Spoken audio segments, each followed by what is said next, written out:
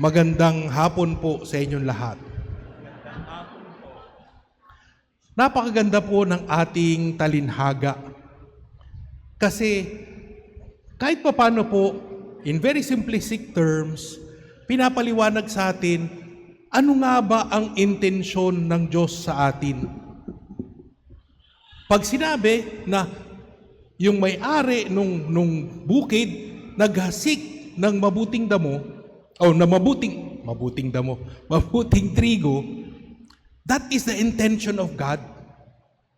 Yan yung nais ng Diyos, magtanim ng mabuting trigo. Ibig sabihin, by nature, mabuti po tayo. Nung nilikha tayo ng Diyos, mabuti tayo. Kaso nga lang, meron din naghasik ng masasamang damo. Yan po yung kasalanan. Pumasok po ang kasalanan sa mundo at tayo po ay nagkaroon ng lamat ng kasalanan. At ang nangyari po dyan, sinabi ho, hayaan mo. Sa bandang anihan, dyan lang hihiwalayin ang masamang damo, bibigkisin at susunugin.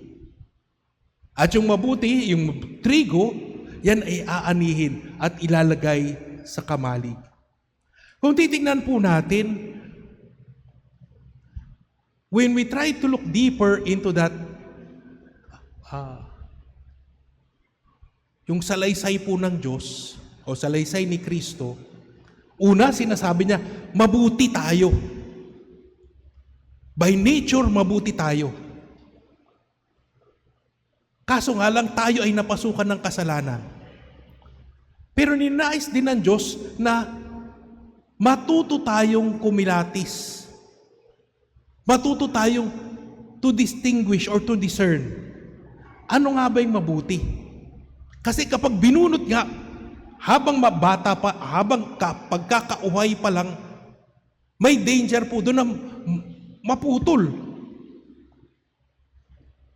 Maputol yung masama at maputol din yung mabuti. Pero hindi yan yung nais ng Diyos. Ang nais ng Diyos ay matuto tayong kilatisin kung ano yung mabuti at kung ano yung masama. Para balang araw, nahihiwalay natin ito. Para balang araw, hindi lang natin makikita ano nga bang kagustuhan ng Diyos para sa atin, pero ano din ang magdadala sa atin ng malalim na galak. Yung true joy, true peace. Kaya makikita natin, the whole time na tayo ay lumalago, yun yung panahon ng pagkilatis.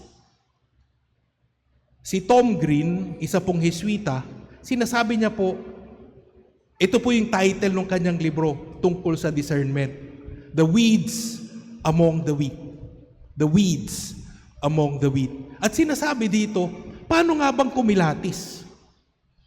Paano nga bang malaman? Ano yung masamang damo at ano yung mabuting damo?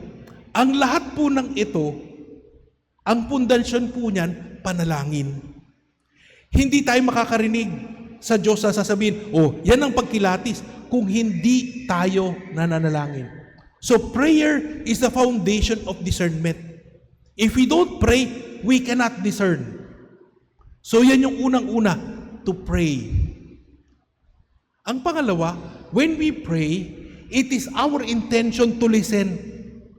Yung makinig sa Diyos, diyan po papasok yung ating ikalawang pagbasa, na kung saan sinasabi doon, ang Espiritu Santo ang nangungusap sa atin kapag tayo ay nagdadasal.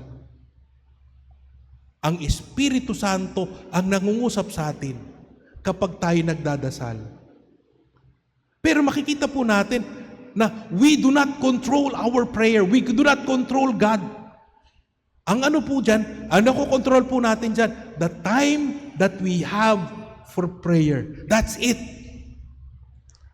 But the encounter with God totally depends on God. Because He is God. Ang Diyos ay hindi vending machine. Pag naglagay tayo ng piso, naglagay tayo ng 5 piso, lalabas kaagad ang Diyos. Dapat kilalanin natin kung sino nga ba ang Diyos. Kaya nga ba, harap tayo. We come before God in total amazement.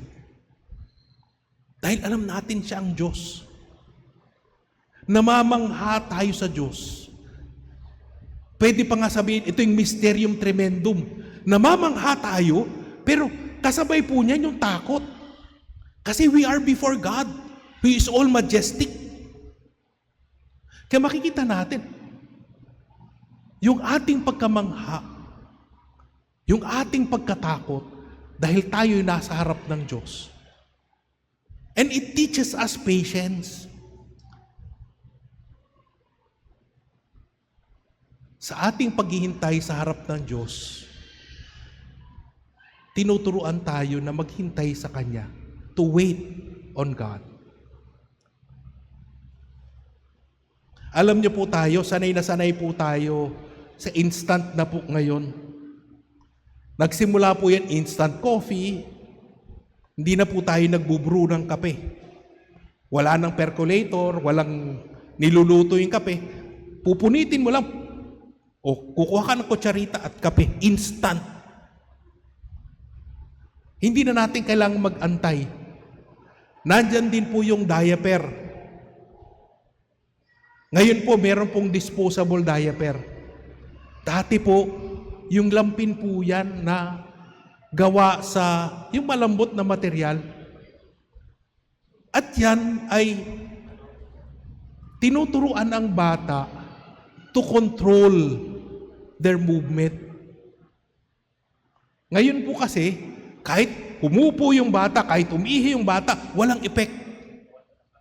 Hindi niya nakikita kung ano nangyayari. Pero kapag ang bata, kapag siya ay nakalampin, nakikita niya yung epekto ng nangyayari sa kanya.